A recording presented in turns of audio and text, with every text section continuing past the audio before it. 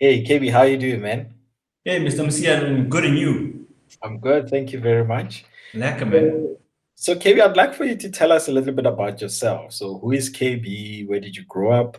What are the things that you like? Stuff like that. Awesome, man. My name is KaBelo Ramasovani. I am born and bred in Pretoria, on the western side of Pretoria, a kasi called Atteridgeville.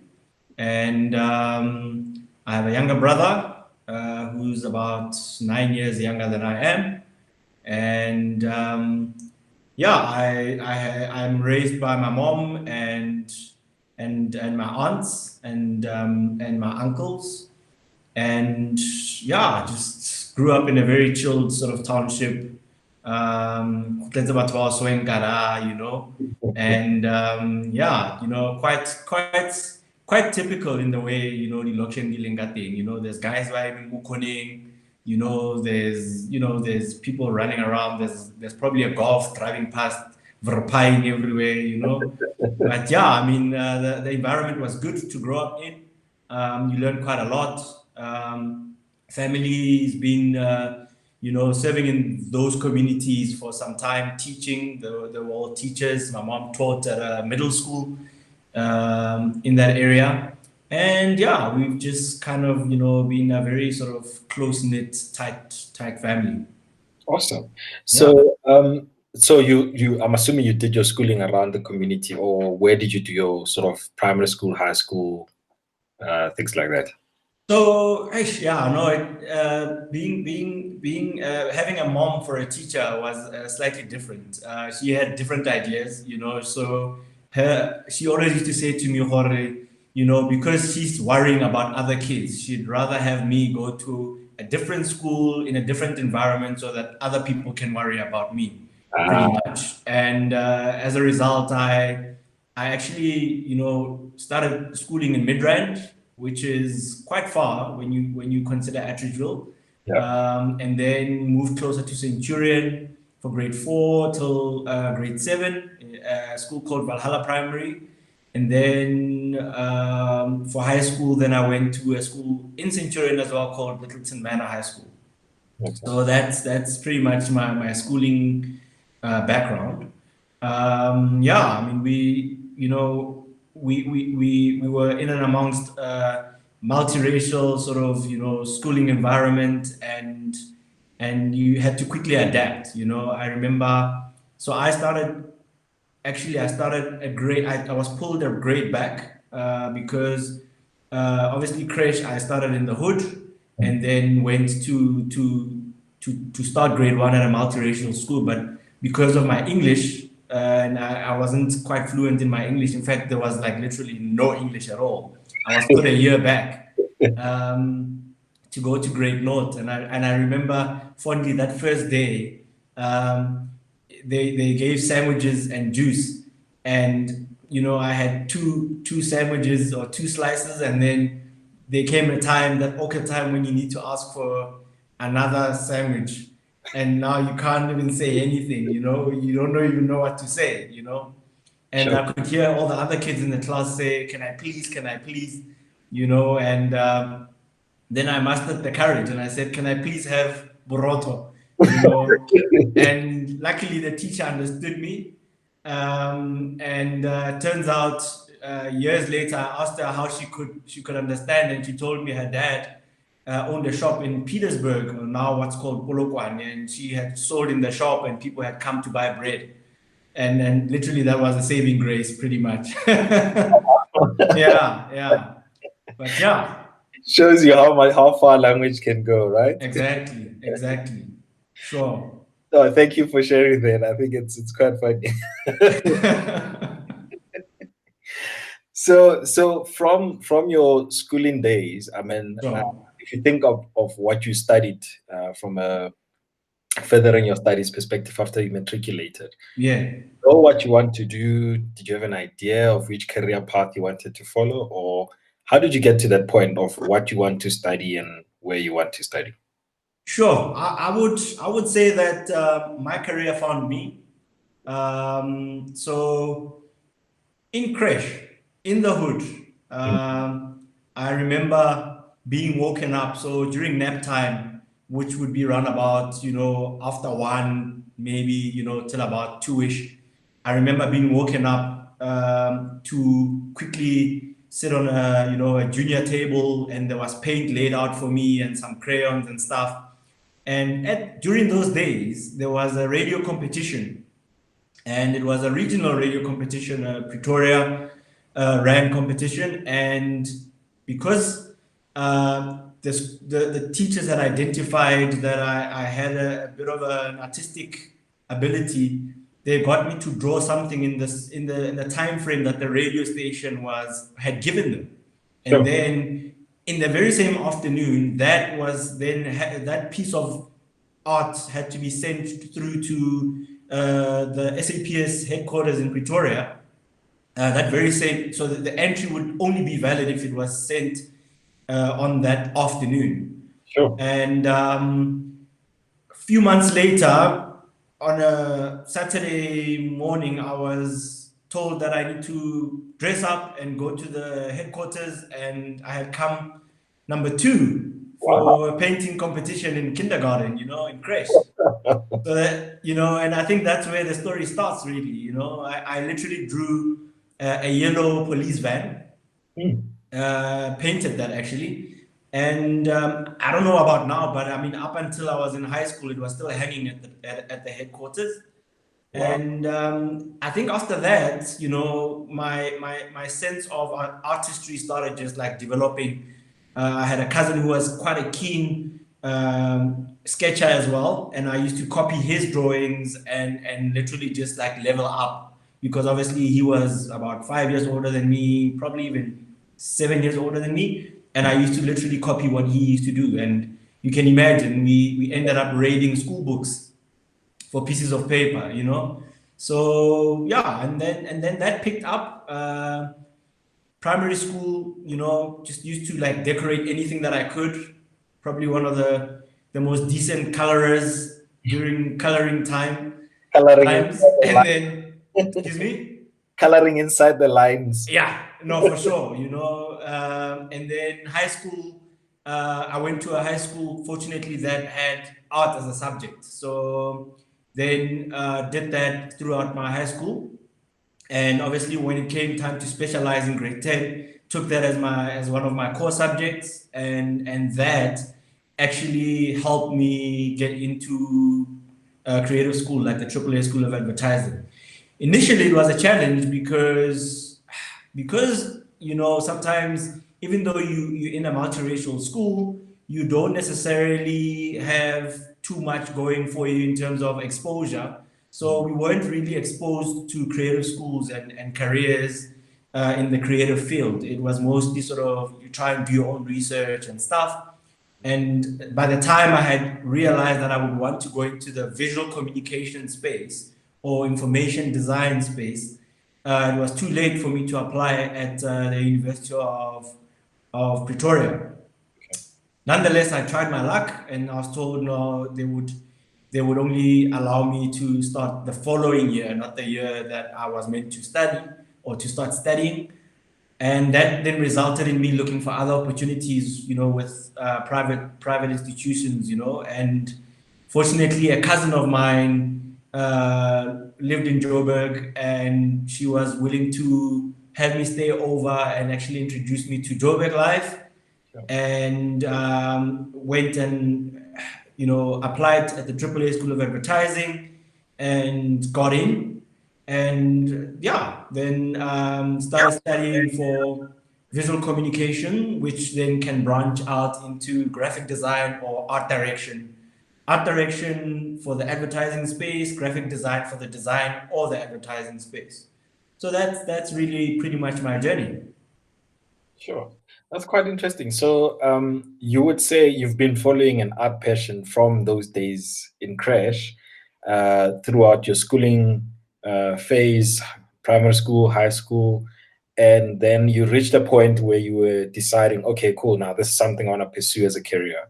And of course, UP was not available for that particular year. Yeah. So your cousin then brought you to Joburg, and then did your cousin know about AAA School of Advertising, or how did you find out about it? So she did most of the research, and Okay. she called me up and said, "Listen, I know you've been battling to try and find a spot to study for the following year. How Yeah, about you come over, come and take the test, and then if you get in, then you can come stay with us, with her husband." And I mean, they were in the south, so and the AAA was in Randburg, around the Bordeaux area, close to Hyde Park there. And I used to commute once I had gotten into the AAA. I used to commute from the south every day. Luckily, she worked at Joburg Gen at that time, and she dropped me off in town, and then I'd catch a taxi down to Randburg. So yeah, I mean, it was all her doing, and I think I haven't stopped to thank her for just exposing me to that side of things. It, yeah, it, it obviously then came at a bit of a steep price. Um, and the family, my aunts, at that time it was just literally after I had lost my mom. My mom actually passed away in my matric year. sure. Uh, in fact, she fell ill mostly around my prelims and then my matric exams, and literally weeks before I could even get my results, she passed on. And basically in that new year, I had to then do all this running around to get into a tertiary institution. And my aunts were my pillars. They said to me, "Listen, follow your passion, follow your heart. We don't know what this is, but if your cousin is keen and she's seeing that there's parallels and there's alignment there, go for it." Came back and I said, "This is how much this thing costs," and they said, "Go for it. We'll make a plan." And needless to say, that possibly came out of their savings and their policies, to put me through that year of varsity. Mm. And when you get there, you meet a different caliber of people as well. You meet people who've been to the National School of the Arts. They know each other. They've been doing. They come from an artistic school. You also meet people who come from Pro Arte Alphen Park, which is in Pretoria, which is also an artistic school.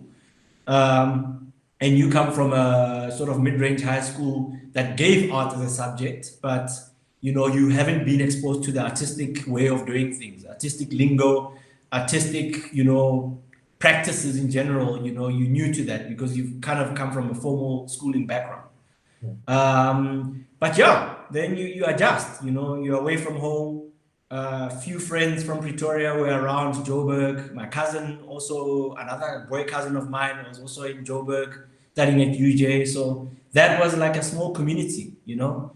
But you also meet the Cheese Boy, people from Bedford View, people from, they roll up at school in either a Golf Velocity or whatever, or a Mazda 3, first year, you're like, boom, you know. But yeah, you adapt, Sure. you adapt. So you've created a very interesting view about, and it's a variation necessarily for, if I compare uh, what you'd have pursued from a university perspective and a specialized private school around Yeah. arts. I mean, we often think of arts as just creative writing, drawing, Mm. painting, and now Mm. you're talking arts lingo, arts schools. Like, so tell us a little bit about what life was like in Triple A School of Vega. So yo, it's actually very interesting. So you start getting exposed to different hairstyles. Obviously, you get exposed to just different ways of dressing. Different types of music as well. In fact, I would pretty much say that like my gamut of music, which is quite a dear thing, has grown just by being in those artistic environment. Like art class, art class time involved having some sort of music device playing in the background to kind of stimulate the artistic license type thing. We weren't necessarily in like quiet times. And even the way people like consume things in general, leisure. I come from a formal sort of sporting school and now sporting wasn't such a big thing anymore. It was whether you're going to a gallery or whether you're going to hang out in Rosebank, the zone, and which was kind of like the hip and happening place at that time. You know, there were record stores there, Soul Candy was there. So those who were music lovers used to hang out there. In fact, I spent many a Saturday there just going to listen to music on vinyl and stuff. Yeah.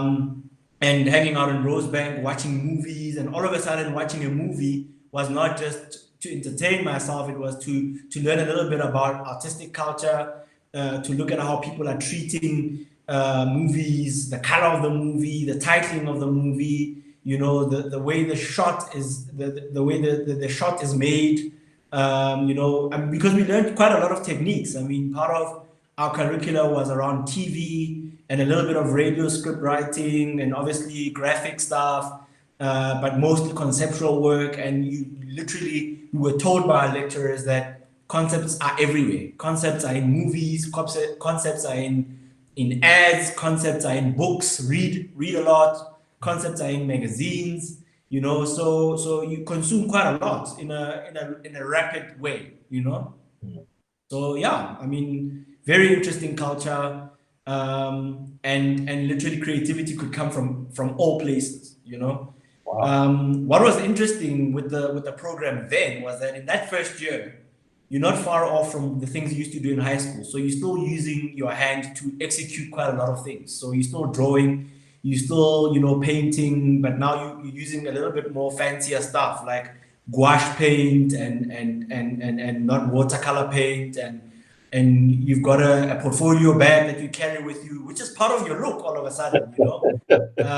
You know, you carry that with you. It's got all your artistic equipment in there, your sketchbooks and stuff, you know, and all of a sudden you're growing some dreadlocks, you know. I mean, you know, so yeah, that's what happened.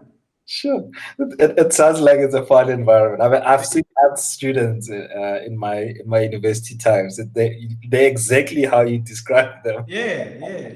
You know, all of a sudden you poking a hole in your gene and you drawing, you putting your name on your gene, you know, Yeah, or something, you know. yeah, So yeah, personalization becomes a bit more important in that phase.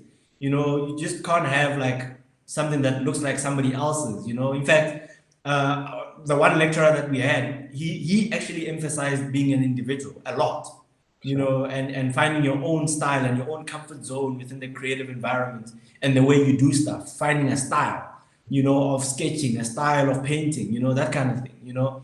Pretty much what we know the famous painters like the Salvador Dali's and your Piet Mondrians and your famous guys from the pop art era, your Andy Warhol, they found their own styles, you know, and they made art look unique to them. So yeah, that was highly encouraged at the AAA school during those days.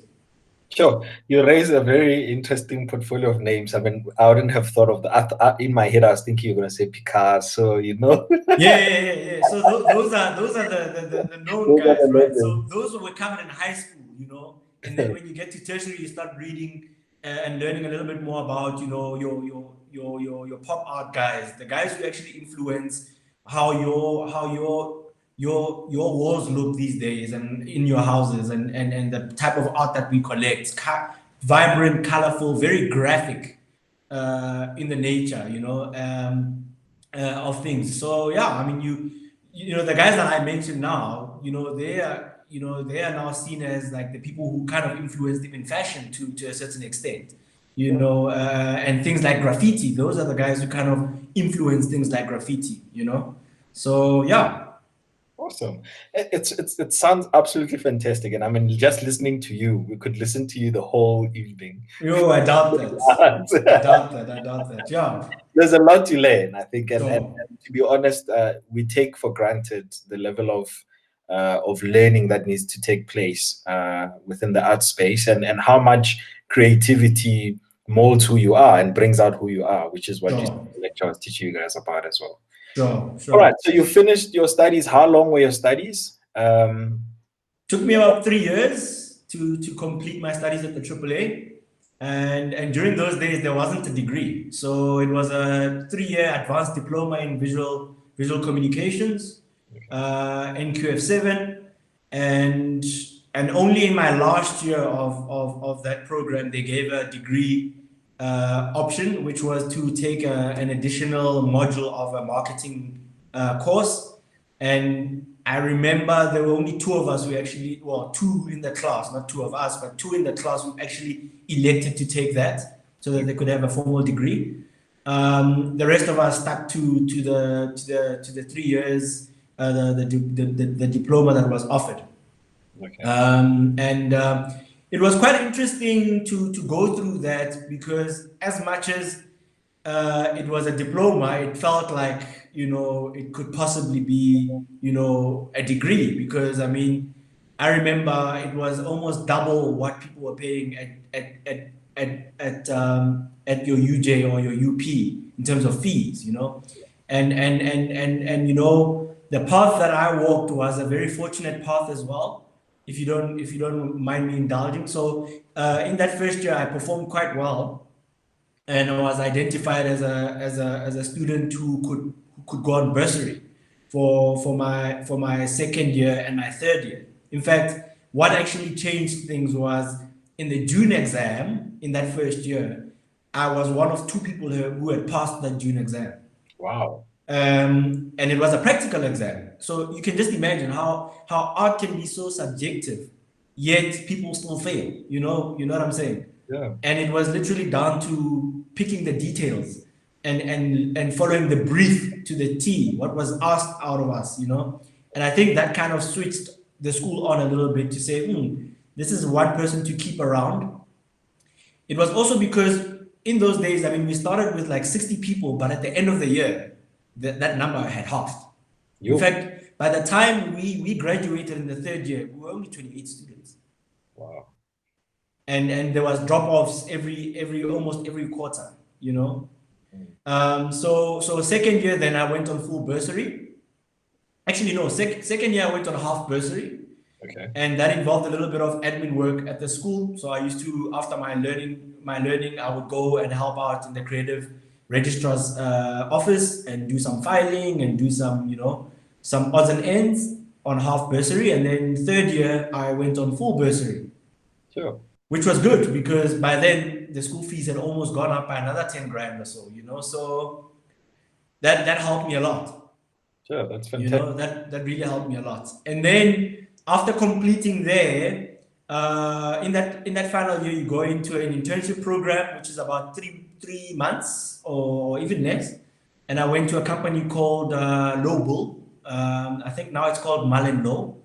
In 4 ways, met some more cool people. Now that was a different atmosphere as well. So you had people who were highly creative, working on some of the best brands. Unilever, at that time, they had the Nando's account. At that time, they were working on the X brand, the X effect. So it was good to be in that space, because there was quite a lot of creative stuff that was coming out of that agency during then.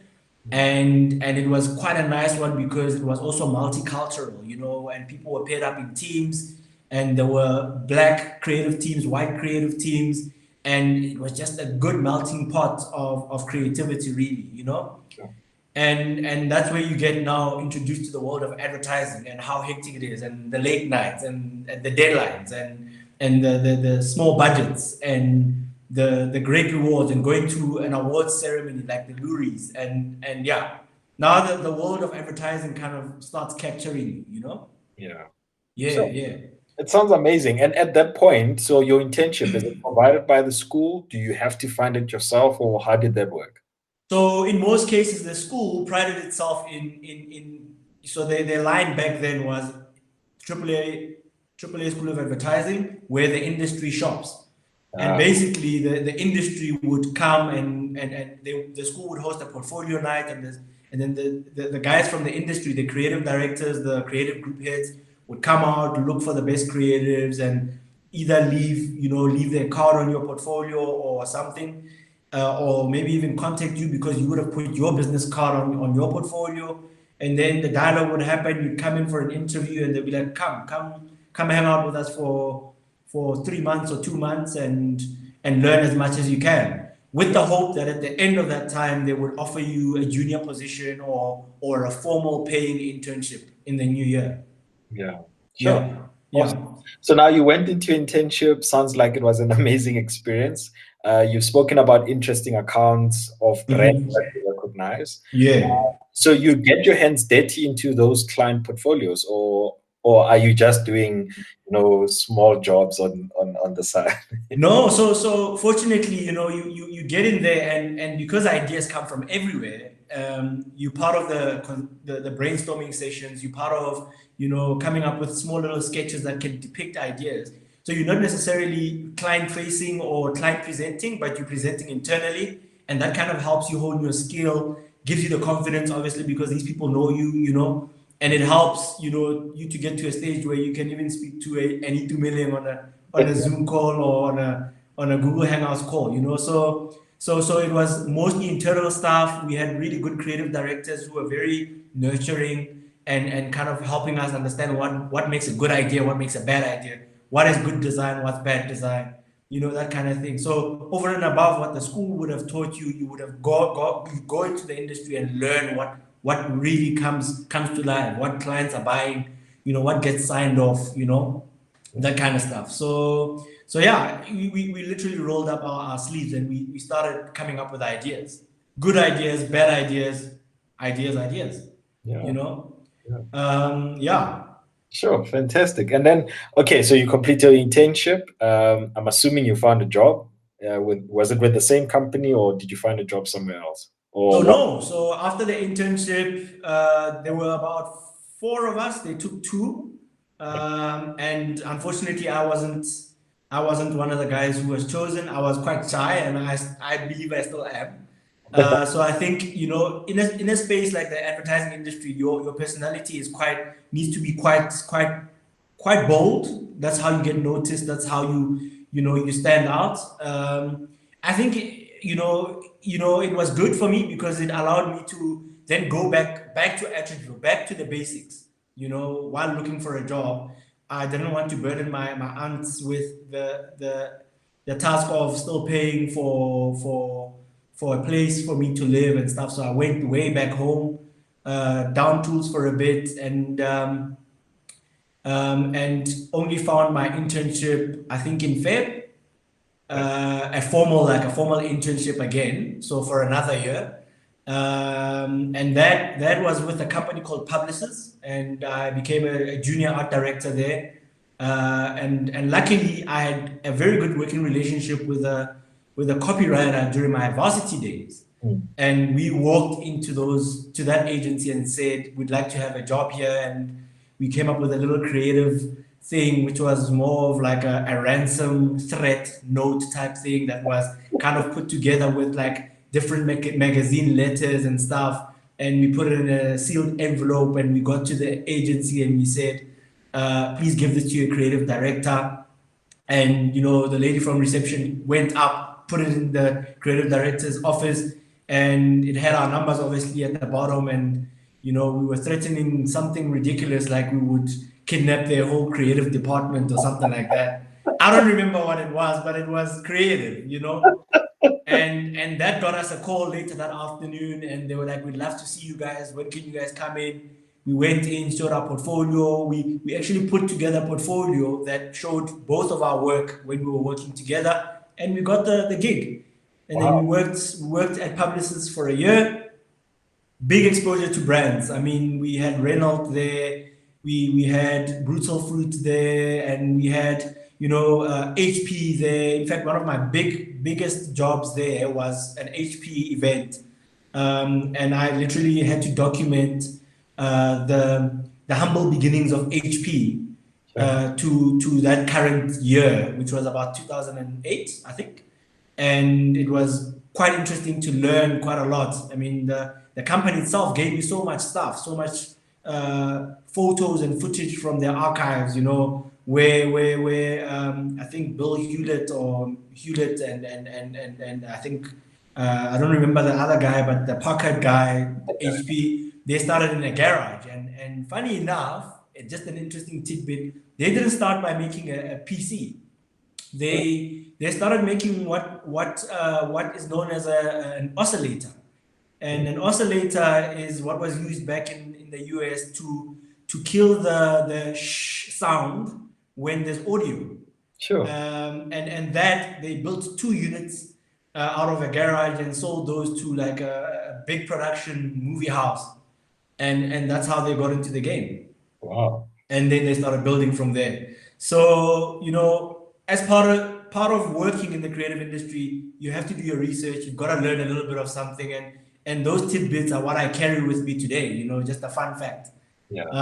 Yeah, and huge exposure, a lot of responsibility. I remember the Renault Sandero when it came out. I did the first brochure. The Renault Koleos when it came out. I did the first brochure for that as well in SA. So huge exposure, to working with big brands. So that was my first year.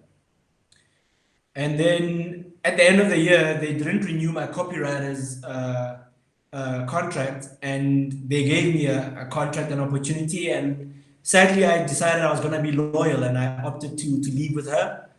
And then I sat at home for another 3 months. Sure. And it was up until my flatmate's boss. So my flatmate, I had studied with my flatmate at the same school. She had graduated as a graphic designer, and obviously I had graduated as an art director, but same program, same way of working, really. Yeah. And she then said, "My boss is looking for another junior. Don't you want to come with?"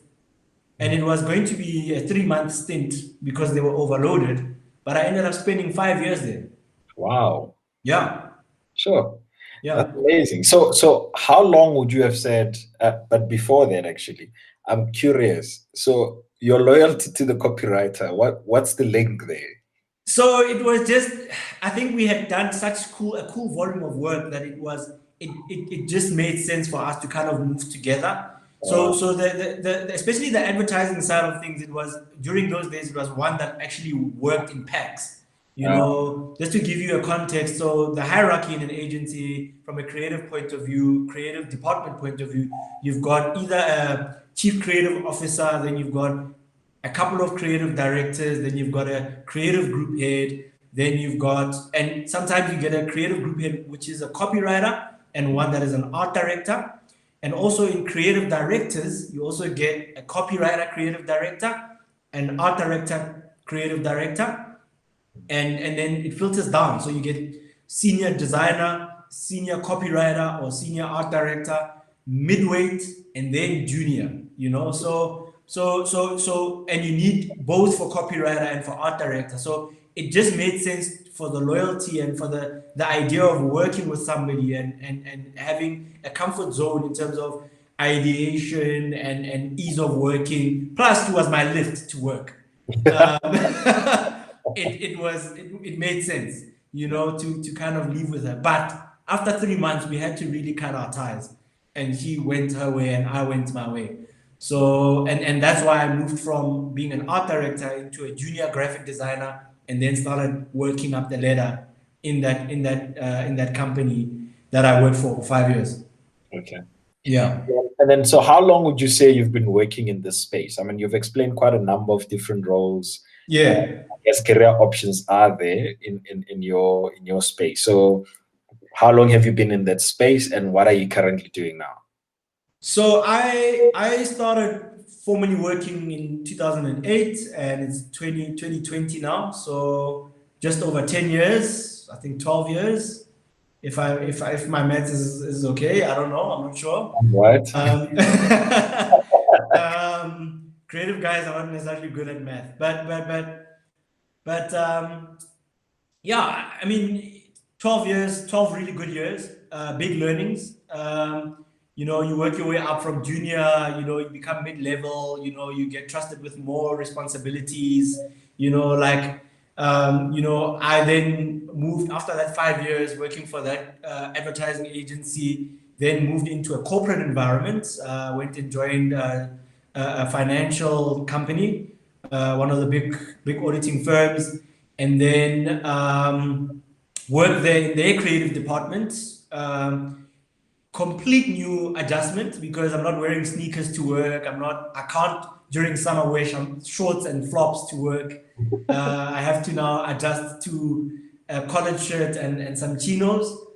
But it was good because I also then started feeling a little bit more like a professional, and also then started meeting other people, other consultants, audit guys, tax guys, because the role that the creative department in that corporate environment had or gave or the service that we provided there was to support all the other business units creatively and make their proposals come to life in a creative way, that kind of thing. So that was good.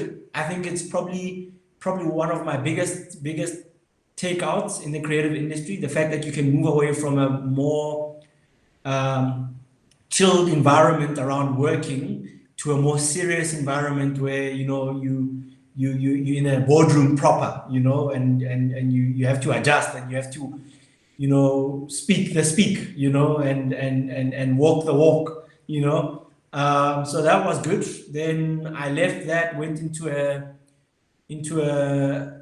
a company that did a lot of services like catering and cleaning. One quite a big one. So they do FM services, help them with their proposals for a bit. So that was still a little bit of corporate. Then I went into a very small environment, like four people in the company, Sure. a small boutique design studio. And then after that, I then moved on to a very big company that does big events, like massive events. I'm talking, South African Music Awards, big stuff, um, and big conferencing as well. So that then brings me to now, which I've just left that. I've moved on, and I'll be starting a new role that is not necessarily design focused. It's more now strategic focused. So I'll be a strategic guy going forward. So uh, uh, And no flop. more shorts and flops again. So I'll be a little bit more client facing. And the cool thing about it is that I will know what it takes for creatives to get to the point where they can show a client something, but I'll also be able to be the perfect guy to kind of take what client wants and bring it to the creative guys. So that's what I like about it. That's what's exciting about the role. Um, it allows me to be creative, but be creative on the serious side, and that's quite interesting. So I look Sure. forward to it. It definitely sounds amazing, KB. And I think just reflecting on it, I'm quite curious about something that you haven't mentioned as yet. You spoke about the big jobs that you do, the big brands that you do. You didn't talk about the travel that also comes with it. Sure. And I know Yeah. before lockdown, you had the opportunity to go to Dubai with one of the projects. You don't have to really talk about the project, but Sure. talk about the travel aspect of the role and Yeah. how that contributes into the work that you do. Yeah, so from an eventing point of view, travel is massive. You get to travel quite often, and yes, the perks are you get to travel to some really interesting countries, and one of them was Dubai, and it was never in my bucket list of places to go to, but because of that conference we were hosting for one of one of the big South African companies, what an opportunity. I got to see the Burj Khalifa. You get to see the normal touristy type things, but you also get to see the lavish side of Dubai, where Lambos are nothing. Lambos are normal cars, there, and stuff. And but a really interesting culture that they have in Dubai. Very clean country, very focused country. Apart from them driving on the wrong side of the road, I found it very calming and very relaxing. Um, I was shocked at the amount of foreigners that are in that country. In fact, I would think that probably 70% of that labor force in that country is foreign.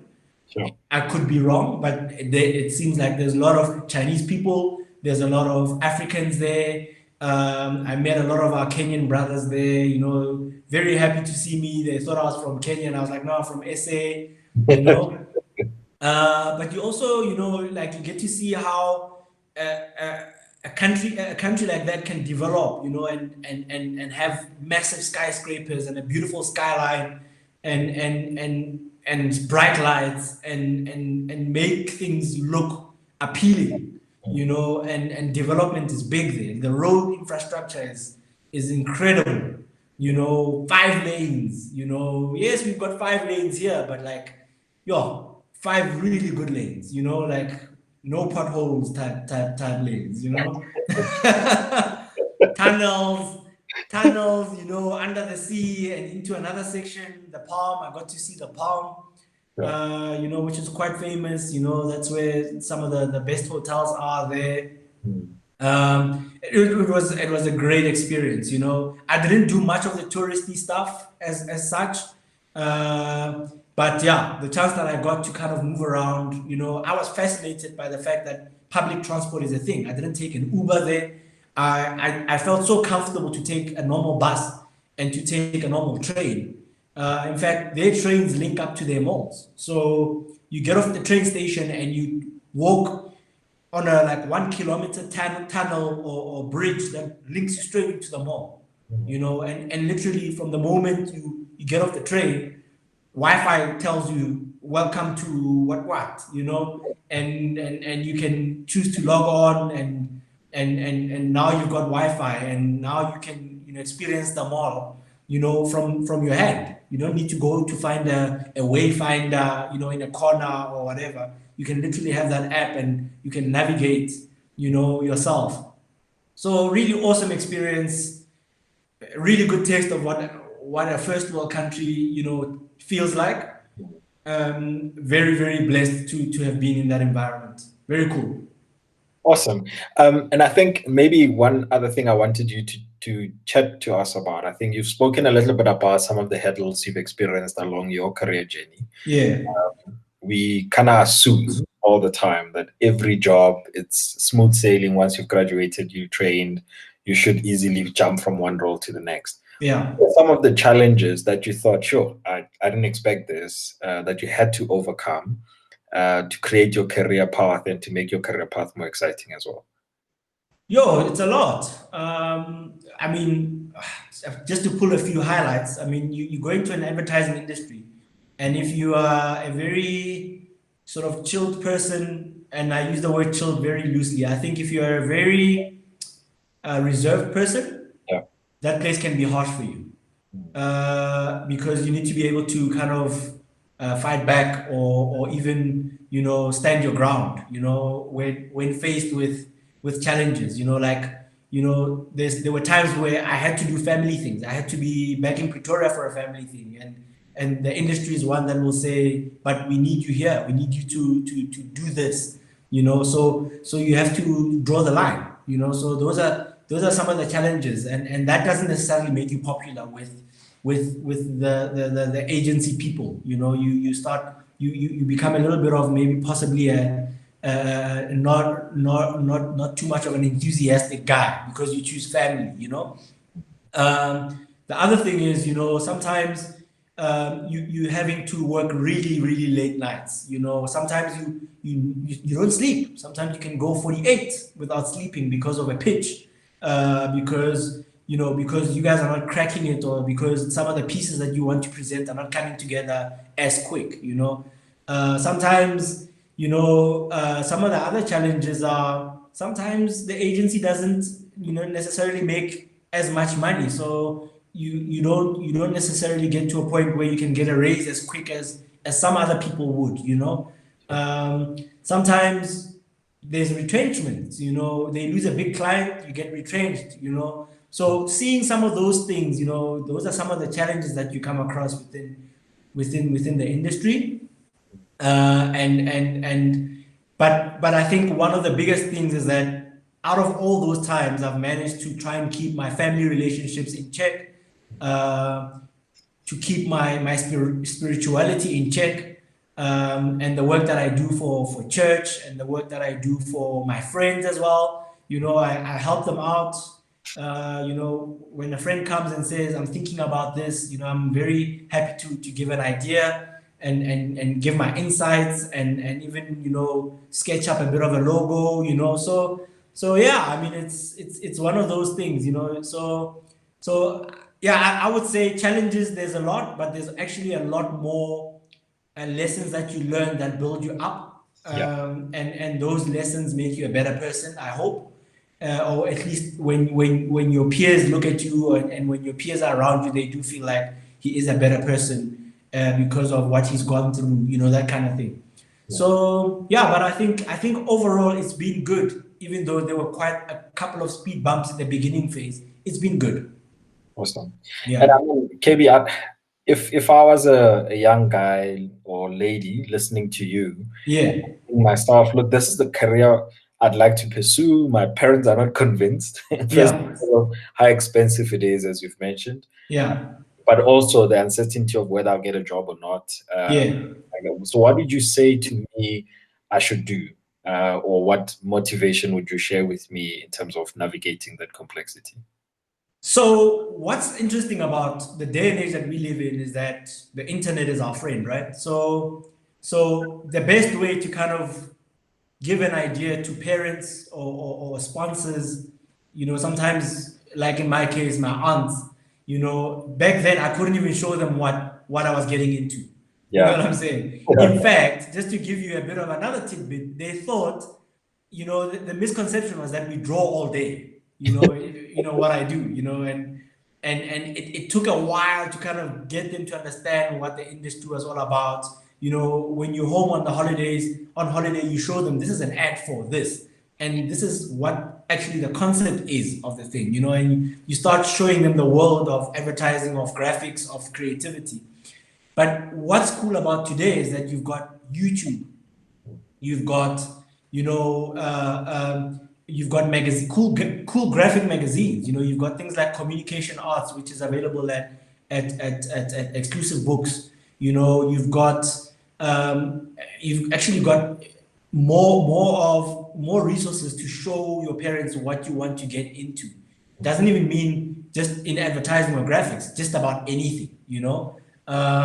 So the best thing would be to show them what the career entails and give them as much information as you can about what have been the successes. I mean, one of our biggest successes around graphic design and visual communication is a guy called David Chabalala. He does all those cool posts with RIP, and he'll put like a figure of a person, and it will be like on a pink background, and you've seen them on social media everywhere, and he did one for trash, and he does like really cool graphics, and those are the successes. This guy now owns his own company, and he's a celebrated graphic artist in this country and in the world. You've got your Justice Mukelis, you've got guys who are doing really well from a graphic point of view. In fact, most of the ads that you see today are influenced by the type of art that is around our country, and the graphic styles that are available in our country, and even a lady like Mama Esther Mahlangu is one of the pioneers of graphic arts in this country, Yeah. painting those hats, those Ndebele hats. She's like the source of inspiration. In fact, she's a huge inspiration to the type of stuff that I illustrate on a personal capacity. Yeah. So I would say expose your parents to as much as you can. YouTube is your friend, Google is your friend, and that's where your parents will be able to see what you're getting yourself into, and then start then showing them the schools. And what's cool is that now your normal varsities have come to the party. UJ's got a very good arts department, UP, TUT, so there's actually affordable means to go into this industry nowadays, as opposed to when we were starting out. So yeah, I would say arm yourself with as much knowledge. There's things like a salary survey that you can tap on Google. Just Google creative industry salary survey. It will give you how much you'd earn basically roughly as a junior, as a midweight, as a senior, and you can start looking as well. I mean, online to see how a junior, like on things like Indeed or other job platforms to kind of see how much people earn and what the roles and the responsibilities are. Whether you want to go corporate or whether you want to go agency or whether you just want to go solo. You can start your own thing. Start from scratch and start your own advertising agency, get your own clients, that kind of thing. So it's actually quite open ended. Yeah. Very Sure. open ended.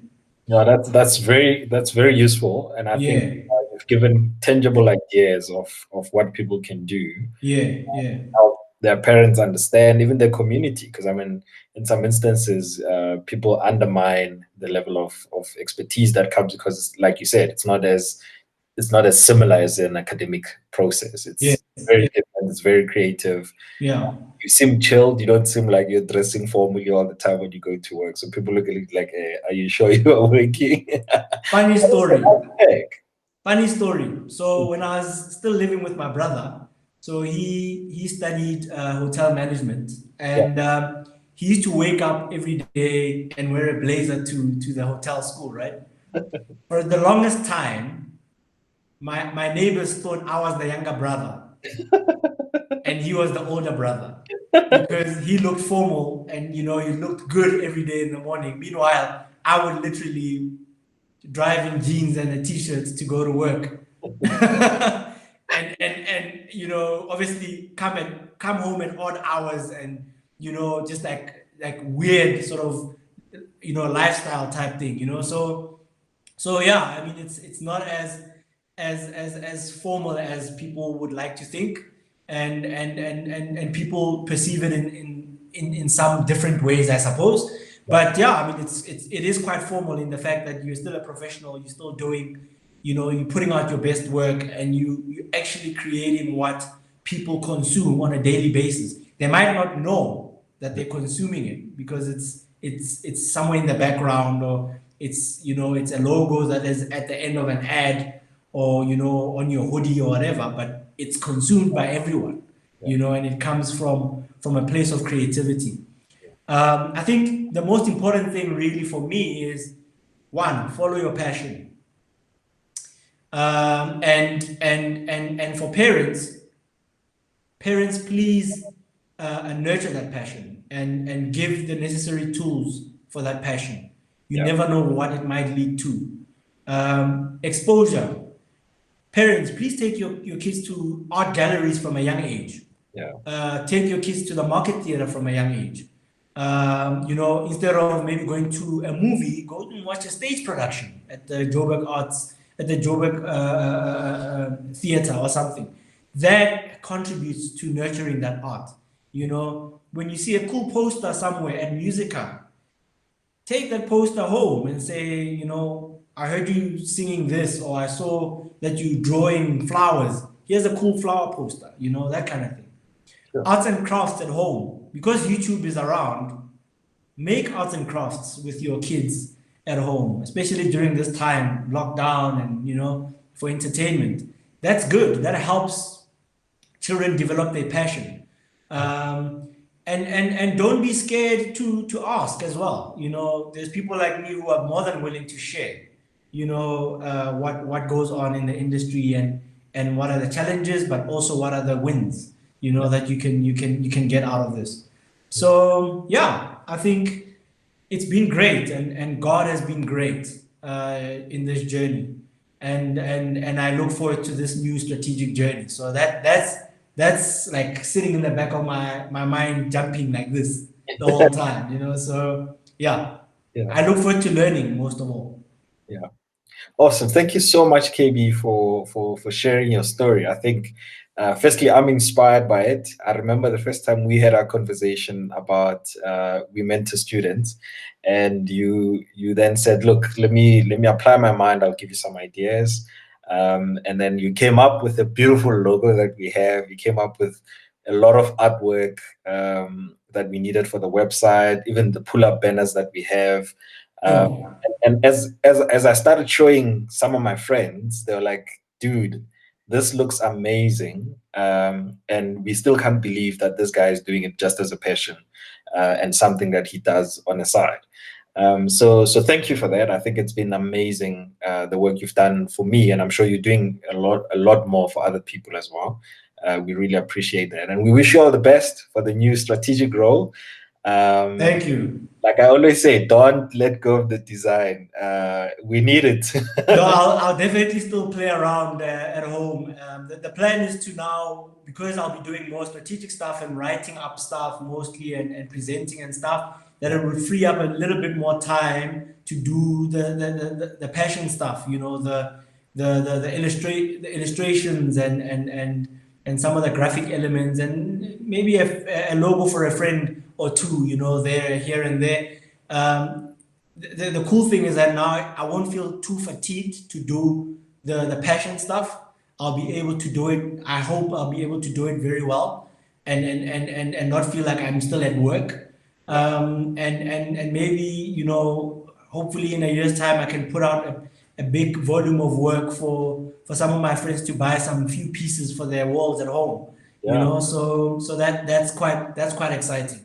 yeah, But thank you very much. And we mentor students is very close to me, especially around the fact that you are exposing, you know, people from all walks of life to different careers, different career streams, and the people that have gone through those who've kind of moved on and they're in a space where they can share.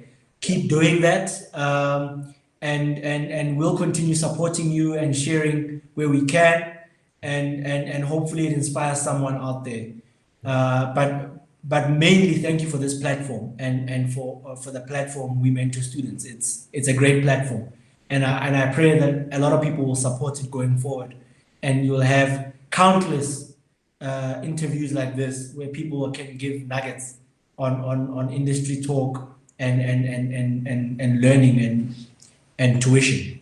definitely. And thanks so much, KB, for your time and for sharing openly. I think we value that input. We value the insight of seeing what happens in some of the back end of the stuff that we love so much. I mean, all Sure. of us look at the summers and we are bedazzled about the hosts and the activities of the day. We don't know what Yeah. in the back end to get Yeah. the right, to get the audio right, to get everything sorted. Even the Sure. presentations, the posters, Yeah. those things. So it's amazing that we got some insights of what gets into the mechanics of that, Sure. how much time goes behind the scenes to get all of those things sorted. Thanks so much for your time, and we really appreciate it. And all the best for the new role. I hope you rock as you've been in the other ones. We look forward to seeing you grow and come back, have another conversation about other career streams that you've explored. Absolutely. Always a pleasure. And yeah, all the best with We Mentor students as well. Thank you Cool. very much. Thanks, man. Really appreciate it.